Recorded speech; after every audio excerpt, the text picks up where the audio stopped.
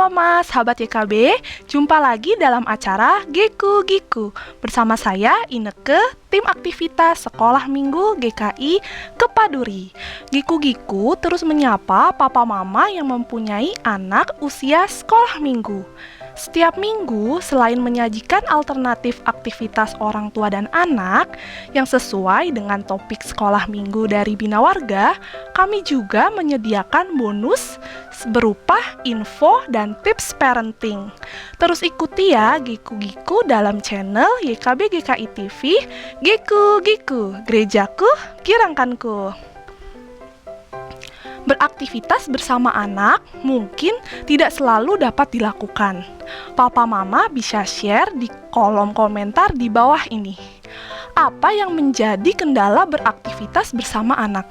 Dan apa yang dilakukan dalam menghadapi kendala tersebut, sehingga beraktivitas bersama anak dapat rutin dilakukan. Secara khusus, beraktivitas setelah sekolah minggu online di rumah akan menolong anak untuk mengingat kisah Alkitab yang diceritakan oleh kakak sekolah minggu. Juga dapat dimanfaatkan sebagai kesempatan untuk menanamkan nilai-nilai Kristiani yang terkandung di dalam kisah Alkitab. Yuk papa mama, kita ajak anak-anak untuk beraktivitas bersama setelah sekolah minggu online di rumah. Giku Giku mau kasih alternatif aktivitas bersama anak. Tapi sebelumnya kita lihat dulu ya info dan tips parenting berikut ini yang disampaikan oleh Pendeta Arlianus Larosa dalam acara Mini Parenting.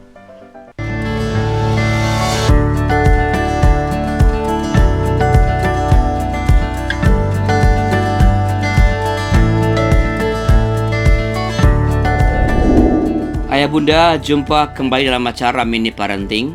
Dalam acara ini kami akan menyampaikan beberapa tips pendek tentang bagaimana kita mendampingi anak-anak yang telah Tuhan anugerahkan dalam pernikahan kita. Saya Pendeta Arlianus Larosa. Ayah Bunda, seorang ibu bercerita bahwa anaknya berusia 4 tahun. 4 tahun sangat lekat kepadanya. Anaknya akan menangis jika ibunya tak berada di sisinya. Nah, apakah keadaan seperti ini baik-baik saja atau perlu diwaspadai? Ayah Bunda, kelekatan anak terhadap orang tuanya ternyata dapat berpengaruh buruk pada proses perkembangan kemandirian anak. Menurut Steinberg, ada 3 jenis kemandirian. Yang pertama, kemandirian emosi. Mandiri secara emosi berhubungan dengan hubungan emosional anak dengan orang-orang terdekatnya. Anak yang mudah menangis saat ditinggal sebentar oleh orang terdekat perlu dilatih mandiri secara emosi. Anak lekat dengan orang tua itu wajar, namun jika kelekatan itu membuat ia tidak dapat berpisah dari orang tua, itu perlu diwaspadai. Sebab anak perlu tetap merasa aman walaupun ia tak melihat orang tua atau orang-orang terdekatnya ada di sekitarnya. Anak perlu dilatih untuk secara bertahap merasa aman walaupun tak melihat orang tuanya atau orang terdekatnya ada di sekitarnya. Di usia 3 tahun misalnya, anak dapat dilatih dengan meninggalkannya di ruang sekolah minggu bersama dengan kakak sekolah minggu, atau meninggalkannya di ruang kelas bersama dengan gurunya. Atau di masa pandemi ini, anak dapat ditinggalkan sebentar untuk berbelanja sayur atau ke supermarket dan membiarkan anak di rumah bersama tentu saja seorang yang dapat menjaganya. Hal-hal seperti ini dapat melatih anak untuk merasa tetap aman walau tanpa kehadiran orang tua. Jenis kemandirian kedua adalah kemandirian kognitif. Hal ini erat kaitannya dengan kemampuan anak dalam membuat keputusan. Kemandirian kognitif bisa dimulai sejak dini, sekitar 2 atau 3 tahun dan akan terlatih seiring dengan berjalannya atau bertumbuhnya atau bertambahnya usia anak. Caranya dengan melatih anak dengan membebaskannya memilih sesuatu tanpa terlalu bergantung atau ditentukan oleh keputusan orang lain. Ketiga, kemandirian nilai. Anak memiliki kemandirian nilai ketika ia memahami hal yang benar dan yang salah, membedakan yang benar dengan yang salah. Kemandirian nilai merupakan kemandirian yang cukup sulit untuk seorang anak, tetapi bisa dilatih sejak usia dini. Biasakan anak untuk berpikir logis dan mengajarkan konsep benar dan salah, baik dan buruk, tanpa menyerang pendapat orang lain yang menurutnya keliru atau salah. Dengan memahami ketiga jenis kemandirian, orang tua akan tertolong untuk tidak lengah dalam melihat perkembangan kemandirian anak. Berdasarkan teori Erik Erikson, pada usia 2-3 tahun, anak yang tidak mengembangkan potensi kemandirian beresiko memiliki hambatan perkembangan kemandirian hingga dewasa. Karena itu, sangat penting melatih kemandirian anak di usia dini dengan pola asuh yang tepat. Nah, kalau ayah bunda punya pengalaman mengenai bagaimana mengembangkan kemandirian anak, silakan cerita di kolom komentar yang sudah tersedia. Atau jika punya permintaan untuk tips parenting yang lain, silakan juga tulis di kolom komentar. Sebagai penutup, ingatlah, bila ingin berhasil menjadi orang tua yang bijaksana bagi anak-anak yang telah Tuhan anugerahkan dalam pernikahan kita, berilah waktu yang memadai untuk beraktivitas bersama dengan anak-anak. Dan bila ayah bunda membutuhkan ide tentang aktivitas bersama dengan anak, silakan lihat acara Giku di kanal YouTube YKB GKI TV. Itu saja.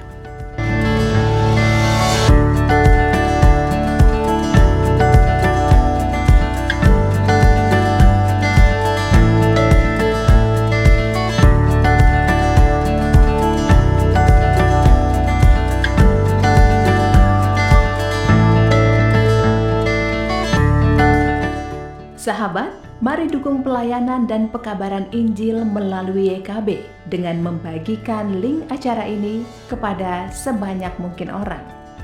Dukungan juga dapat saudara lakukan dengan mentransfer dukungan finansial ke rekening BCA ke nomor 450 305 2990 450 305 2990 atas nama Yayasan Komunikasi Bersama.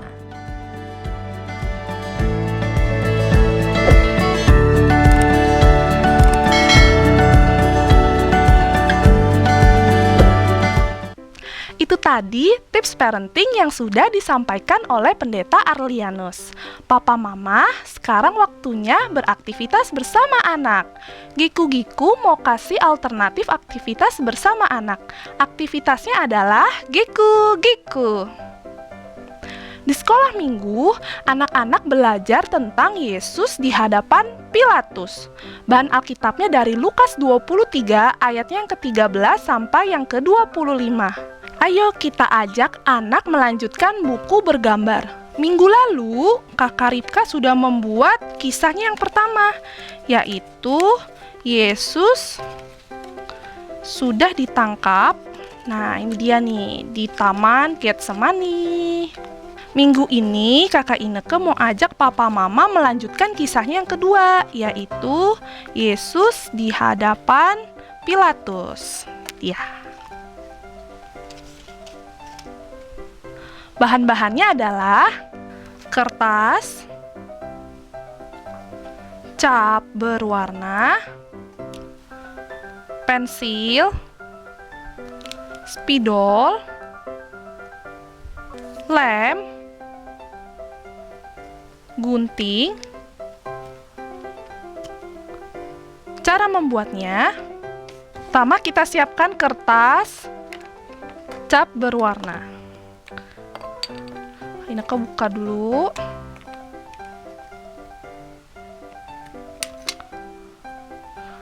Kakak Ineke pilih gambar warna coklat. Untuk kepala dan badannya. Ya. Selanjutnya untuk Yesus dan cap badannya.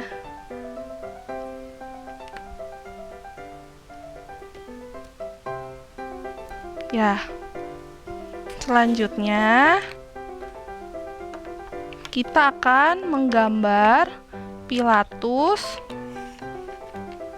dan Tuhan Yesus. Kita ambil pensil. Kita gambar pertama, Kakak Ineke gambar Tuhan Yesus.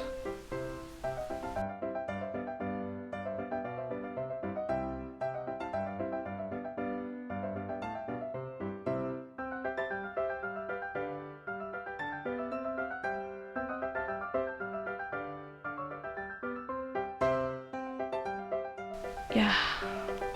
Selanjutnya, Kak Ineke gambar Pontius Pilatus.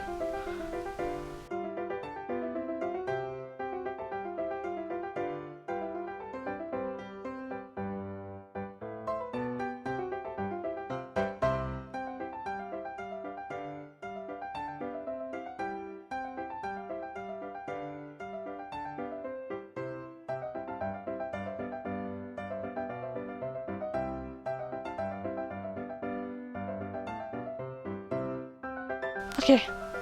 Selanjutnya, Kakak Ineke ambil spidol. Kita tulis Yesus di hadapan Pilatus. Kemudian kita ambil lagi pensil untuk menggambar meja sidang. Kita buat yang sederhana saja ya. Buat meja sidang mungkin seperti ini. Ya. Kita hias. Ya, seperti ini. Sekreatif mungkin.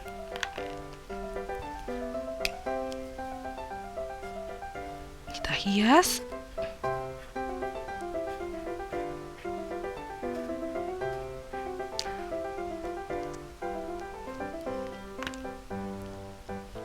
Kita sudah selesai. Kita ambil gunting. Kita gunting meja sidangnya.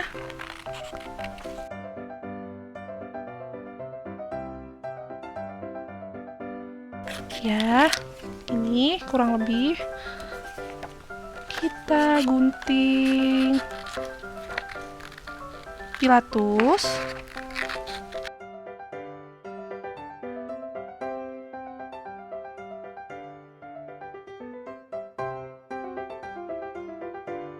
Kita gunting Tuhan Yesusnya.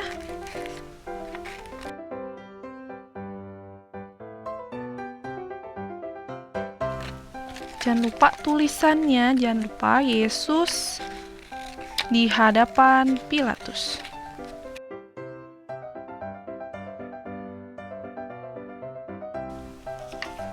Oke, selanjutnya kita ambil buku. Ini kisahnya yang pertama. Kita akan menempel kisah kedua di sini. Pertama kita ambil tulisannya, kita lipat. Kita ambil lem.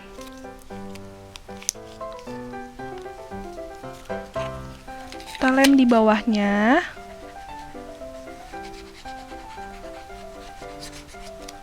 Ya. Oke, seperti ini. Nah, selanjutnya kita tempel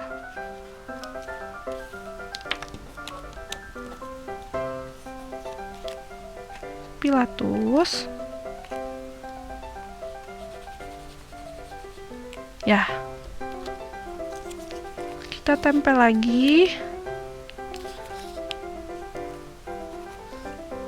Yesus di hadapan Pilatus. Nah, kayak gini.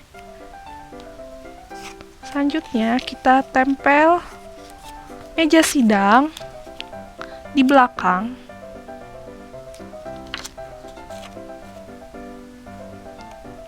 Pilatus dan Tuhan Yesus.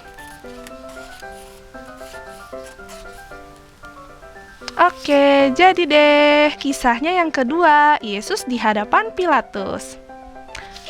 Kalau papa mama senang dengan program ini, bisa klik gambar jempolnya ya. Dan jangan lupa subscribe GKB GKI TV, klik gambar loncengnya supaya papa mama tidak ketinggalan program Geku Giku berikutnya.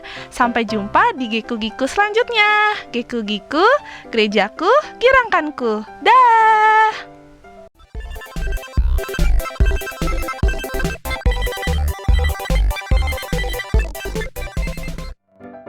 Sahabat, mari dukung pelayanan dan pekabaran Injil melalui YKB dengan membagikan link acara ini kepada sebanyak mungkin orang.